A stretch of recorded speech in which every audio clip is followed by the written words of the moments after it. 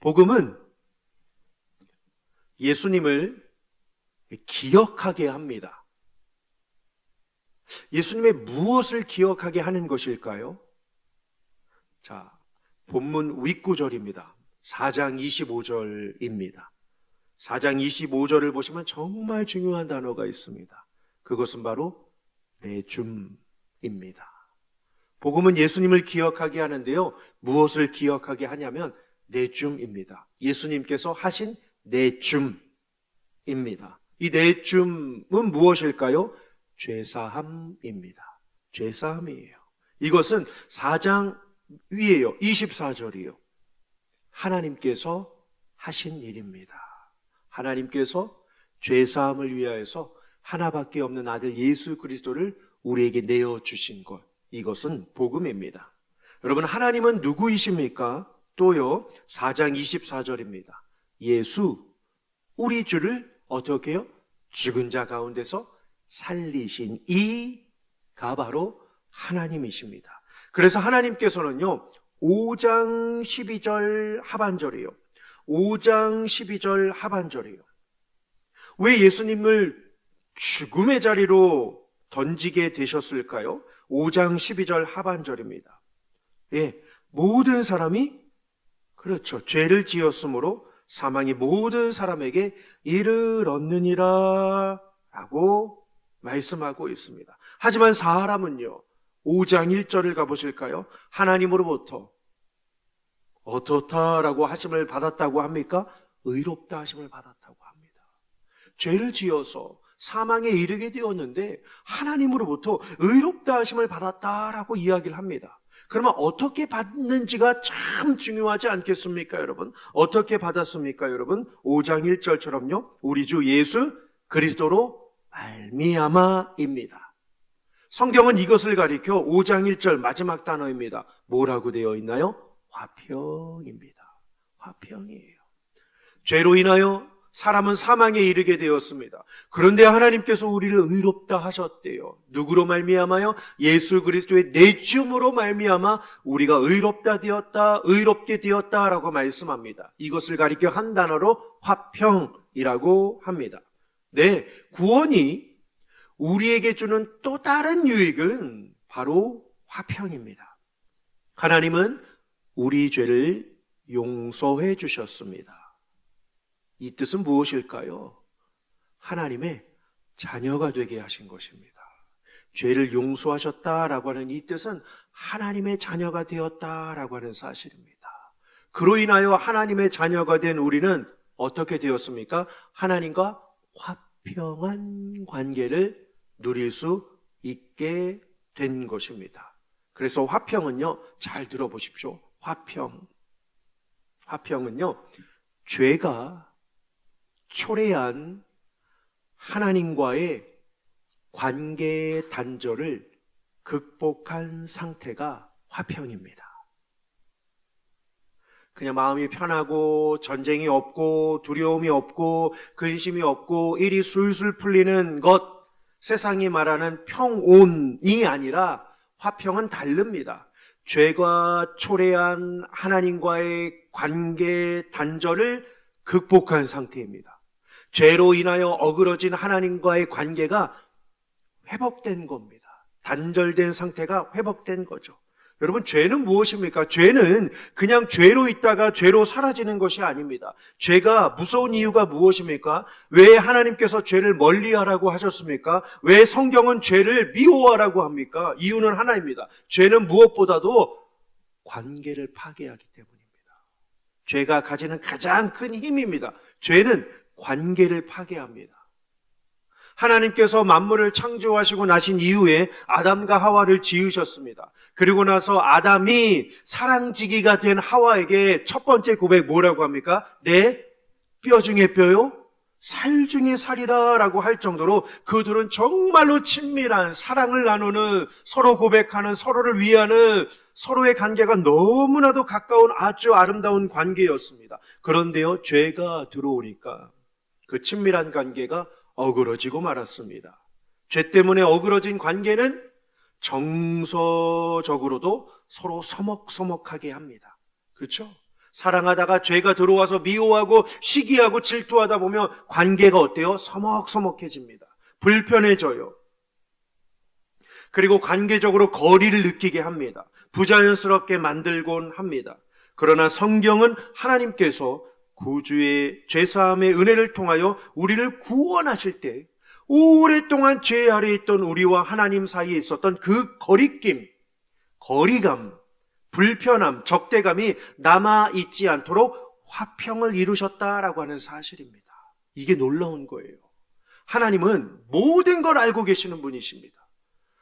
한 사람 한 사람을 보실 때마다 박석한, 김경수, 이 한 사람 한 사람을 보실 때마다 여러분 어떨까요? 하나님 우리의 모든 것을 알고 계셔요. 인격을 지닌 존재가요, 사람을 기억하는 이 심리적인 방법이 있습니다. 심리학자들에 따르면요, 사람이 사람을 기억할 때 뭘로 기억을 할까요? 대부분 긍정적인 것으로 기억하기보다 부정적인 것을 가지고 먼저 떠올린다고 합니다. 그만큼 이 부정적인 영향이 주는 효과가 엄청나다는 거죠. 그런 말도 있잖아요. 100번 잘해줬다가 한 번 마음 상하게 하면 확 돌아버리는 게 사람이다라고 말이죠. 사람과 사람 사이에서도요, 서로 불편하게 하고 조금 꺼리끼게 하고 뭔가 이 마음을 또 시련을 주고 또 관계를 서먹서먹하게 하고 뭔가 이 악의를 가지고 또 상대방의 마음을 이게 좀 흔들어 놓게 되면요, 어때요? 거리낌, 거리감, 불편함이 좀처럼 사라지지가 않습니다. 그래서 용서가 어려운 것 아닐까요, 여러분? 이해해주고 사랑해주고 다시 품어주고 그 사람을 용납해주는 이 관계가요, 사람 사이에서 이게 얼마나 어려운 일인지 몰라요. 근데 하나님은요, 우리의 모든 것을 알고 계십니다. 다 알고 계셔요. 우리의 생각, 우리의 말, 우리의 마음, 우리가 앞으로 무엇을 할지 모든 것을 알고 계시는 하나님이십니다. 그런데요, 하나님이 오늘 뭐라고 하시죠? 우리와 화평을 누리자라고 하셔요. 화평을 누리자라고 먼저 우리에게 오셨다라고 하는 사실입니다. 골로새서 1장 20절을 한번 보실까요? 같이 읽어보시죠. 시작. 그의 십자가의 피로 화평을 이루사 만물 곧 땅에 있는 것들이나 하늘에 있는 것들이 그로 말미암아 자기와 화목하게 되기를 기뻐하심이라. 아멘. 모든 만물이 부패했습니다. 모든 사람들이 죄로 말미암아 사망에 이르게 되었는데 예수님께서 먼저 찾아오셨습니다. 화평을 이루려고 먼저 찾아오셨습니다. 근데 보세요. 그 대상을 보십시오. 땅에 있는 것들, 하늘에 있는 것들, 모든 것들입니다. 자기와 화목하게 되는 것을 주님이 뭐라고 하시죠? 기뻐하신대요. 화목하게 누리는 것을 하나님이 기뻐하고 계신다라고 말씀을 하고 있습니다. 사람은 모태에서부터 죄를 가지고 태어납니다. 그게 뭐죠? 하나님을 미워하는 것입니다. 죄는 하나님을 미워하는 거예요. 하나님을 기뻐하지 않는 겁니다. 하나님께 별 관심을 두지 않습니다. 왜요? 죄란 관역을 빗나가는 것이기 때문입니다. 하나님의 성품으로 하나님의 형상으로 지음받았지만 죄란 관역을 빗나가는 이 하마르티아라고 하는 것을 관심을 두지 않고 딴 방향으로 가는 것이 죄입니다. 그러니 그분을 주목하지 않는 것이 죄 아니겠습니까? 그러한 삶을 오래 살다 보니 어때요? 주님을 만나서 용서함을 받고 하나님의 자녀가 되어도 기쁨이 없어요. 놀라운 은혜를 받았는데도요, 기쁨이 없어요. 시험과 고난에서 건짐을 받았는데도 은혜를 몰라요. 왜요? 여전히 알게 모르게 하나님과의 관계적인 정서적인 거리낌, 거리감, 불편함, 서먹서먹함, 혹은 신앙생활 하다가도 내 뜻대로 되지 않으면 하나님을 향한 적대감들이 인간의 육신을 지닌 모든 인간에게는 남아있기 때문입니다. 그런데 은혜는 무엇입니까, 여러분? 하나님께서 우리를 보실 때 그 불편함이 전혀 없으시다는 것입니다. 우리는 불편함이 있는데, 내 뜻대로 되지 않으면 답답함이 있는데, 내가 그렇게 기도했는데도 응답되지 않으면 하나님에 대한 아쉬움이 있는데, 주님은요, 불편함이 하나도 없다는 거예요. 오히려 하나님께서 구주 예수 그리스도의 보혈의 공로로 우리와 하나님 사이에 화평을 이루시고 화목을 우리가 누리고 즐거워하고 참여하게 하시기를 기뻐하신다라고 성경은 말씀하고 있습니다. 바울은 이렇게 고백합니다. 에베소서 2장 14절부터 18절입니다. 예수님을 이렇게 고백해요. 주님을 이렇게 고백해요. 하나님을 이렇게 찬양합니다. 뭐라고 하죠? 우리의 화평이신지라. 이해가 안 되는 거죠. 죄인 중에 괴수였던 자기를 용납해 주시고 주의 증인으로 삼아주시고 하나님 말씀을 전하는 자로 삼아주신 이 하나님의 택하심과 구원하심과 이 용납하심에 바울은 이해가 안 되는 거예요. 결국 이해를 어디에서 찾습니까? 하나님에게서요. 그는 우리의 화평이신지라 둘로 하나를 만드사. 이게 가능합니까?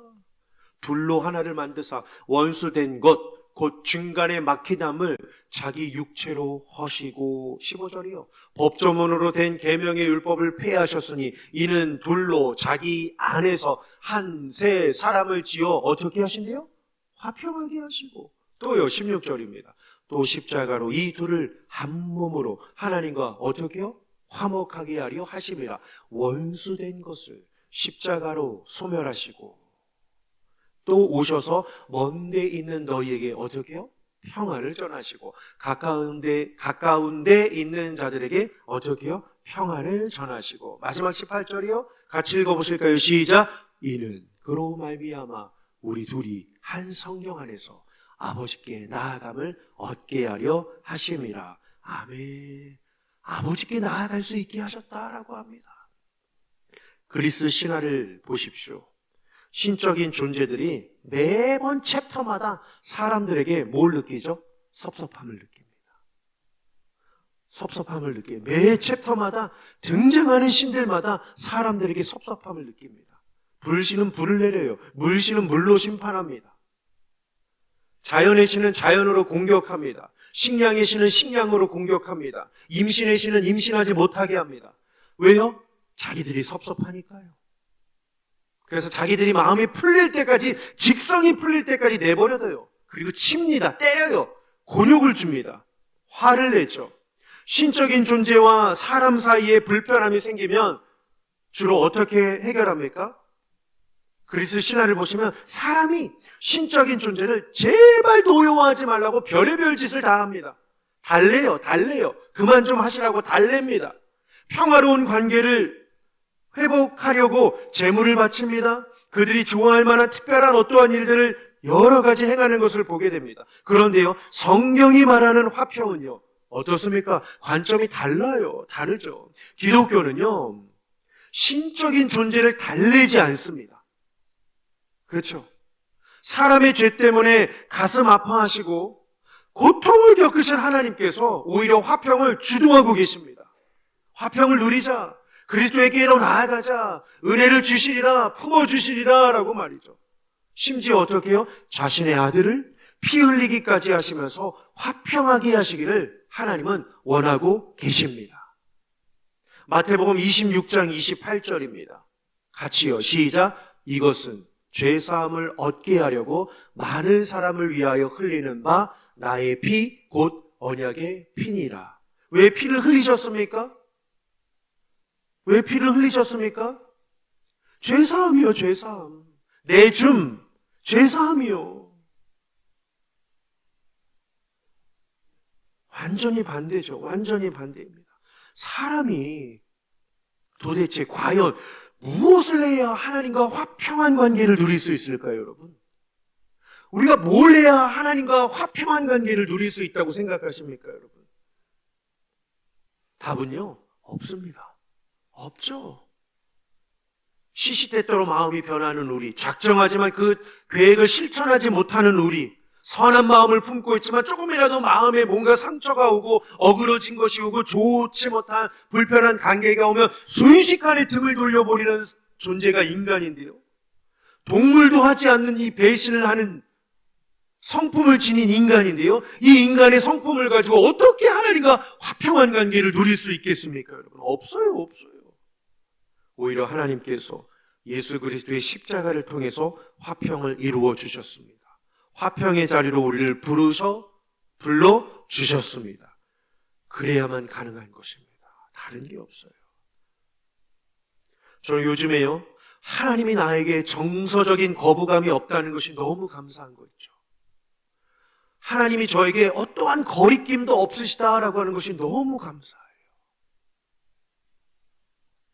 전 여전히 A라고 하는 사람이 미운데, 전 여전히 B라고 하는 사람이 멀게만 느껴지는데, 저는 여전히 C라고 하는 사람하고 별로 말을 하고 싶지 않은데, 저는 D라고 하는 사람하고 밥을 먹고 싶지 않은데, 저는 E라고 하는 사람을 용서하기가 아직도 안 되는데 말이죠.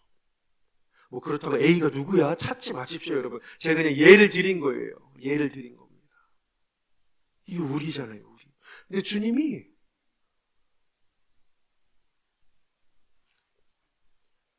여전히 제 마음에는 미움과 다툼과 시기와 질투와 욕망과 죄악된 성품이 있는데요, 다 하시는데요, 거리낌이 없으시대요. 거리감이 없으시대요. 정서적인 불편함이 없으시대요. 그냥 좋으신 거죠. 그냥 좋으신 거예요.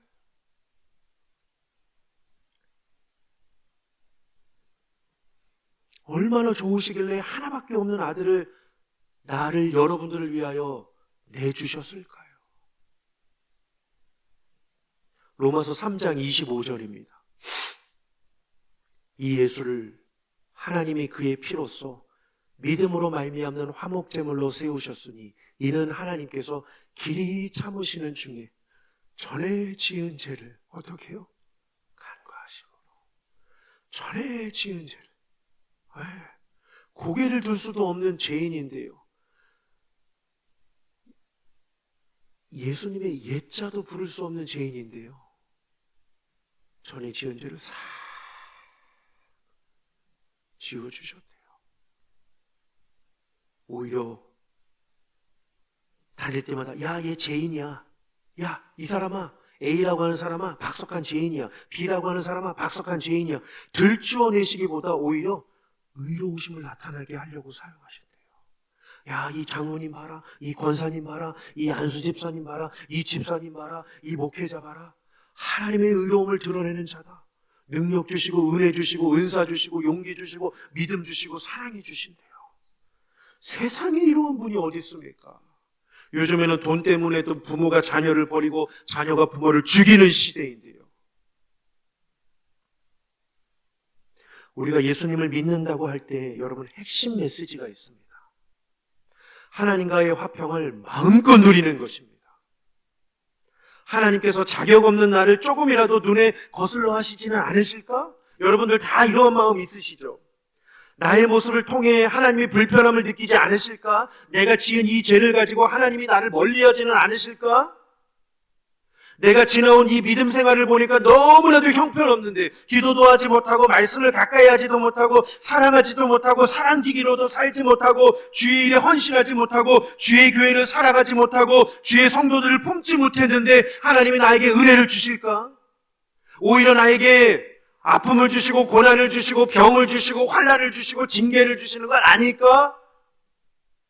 여러분, 위축될 필요가 없습니다. 왜요? 하나님께서 나의 모습을 보면서 화평을 주시는 것이 아니라 예수님 안에서 화평을 이루어 주셨기 때문입니다. 하나님과 화목하게 하는 복된 관계로 우리를 이미 초대해 주셨기 때문입니다. 하나님께서 나를 거절하실지 모른다라고 하는 그 두려움 없이 하나님과 화평하시기를 주님의 이름으로 축원합니다. 성도는 이 땅에서 하나님과의 화평을 온전하게 누리고 하나님과의 친근함을 마음껏 누리며 신앙생활하는 것이 가장 중요합니다. 하나님과의 관계. 사람은 살아가면서 누구나 마음이 위축될 때가 참 많습니다.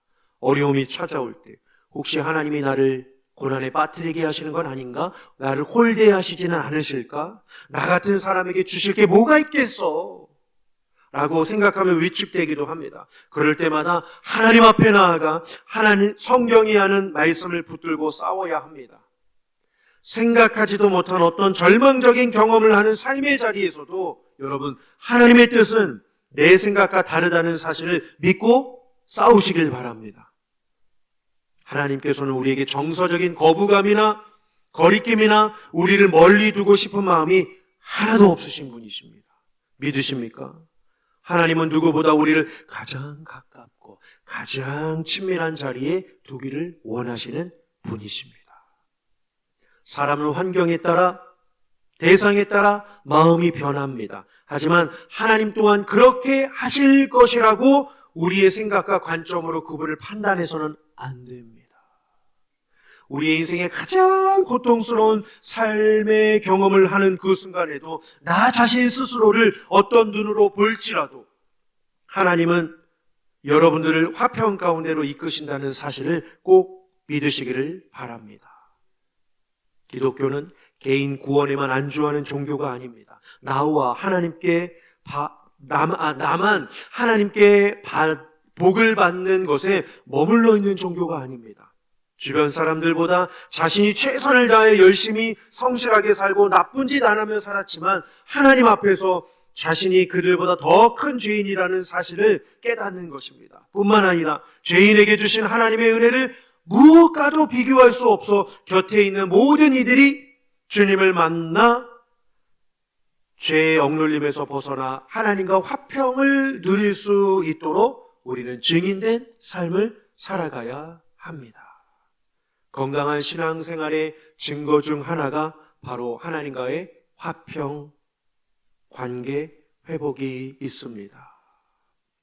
이 화평은 단순한 사교성이 아닙니다. 기질적으로 사교성이 부족한 사람들이 있기 때문입니다. 예수님 믿으면 기질이 내향적이었다가 외향적으로 바뀐다는 말이 아닙니다. 기질과 성격에 상관없이 서로의 관계에서 화평하게 됩니다. 피 한 방울 섞이지 않았습니다. 아무런 이해관계도 얽혀있지 않습니다. 생면부지의 사람들입니다. 그런데 우리는 이곳에 왜 모여 있습니까? 예수님 때문에 모여 있는 줄 믿습니다. 아무 조건 없이, 이해 타산 없이 예수님 때문에 서로를 내 몸의 한 부분처럼 소중하게 여기면 그 교회는 건강한 교회가 될 것입니다. 그래서 저는 우리 영화교회가 하나님 보시기에 너무나도 자랑스러운 거 있죠. 왜요? 우리 영화교회가 가진 매력이 있습니다. 뭘까요? 기도예요. 기도의 힘이죠.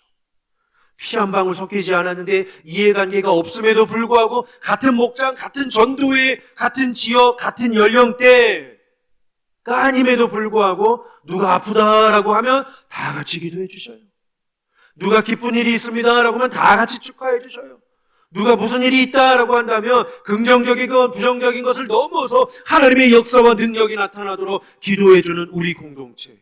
하나님께서 우리 영화교회를 더욱더 사랑해 주시고 화평한 관계를 누릴 수 있도록 은혜와 은사를 넘치도록 도와여 주실 줄 믿습니다. 재물이든 시간이든 힘으로 아낌없이 지체를 위하여서 사랑하는 섬기는 공동체는요, 세상에 교회밖에 없습니다. 교회밖에 없어요. 물론 교회는 완전한 공동체가 아닙니다. 허물과 실수가 많아요. 목사에게도, 장로에게도, 안수집사에게도, 권사에게도, 집사에게도, 성도에게도 불완전과 연약함을 얼마나 많이 있는지 모릅니다. 사랑지기라고 한 해를 달려왔지만 너무나 부족합니다. 한계가 많다는 것을 다 아실 것입니다. 그럼에도 불구하고 교회는 세상 집단과 다르지 않습니까? 불완전하고 질그릇처럼 깨지기 쉽고 연약하여 수많은 한계를 그대로 가지고 있지만 그것들을 넘어서 내 지체로 생각하는 이 마음, 내 몸의 한 부분처럼 생각하는 이 사랑, 이 섬김, 형식적인 관계가 아닌 책임 있는 관계, 이게 교회예요. 형식적인 관계가 아니라 책임 있는 관계를 맺는 이 공동체가 바로 교회입니다. 세상이 이걸 몰라요. 이에 세상에 화평을 알려줍시다. 하나님의 자녀된 공동체가 사랑하는 힘을 보여줍시다. 세워질 중직자들이 이처럼 주의 일들을 잘 감당할 수 있도록 중직자들을 신뢰해 줍시다. 얼마나 잘하는지 봐야지. 아니요. 기도해 줍시다. 격려해 줍시다. 사랑해 줍시다. 그리고 같이 갑시다. 이게 중요해요. 같이 갑시다.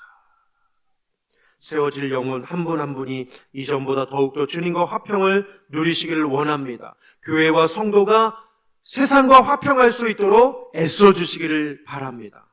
이에 화평케 하시는 주님의 은총이 여러분 모두에게 충만하시기를 주님의 이름으로 축원합니다. 하나님.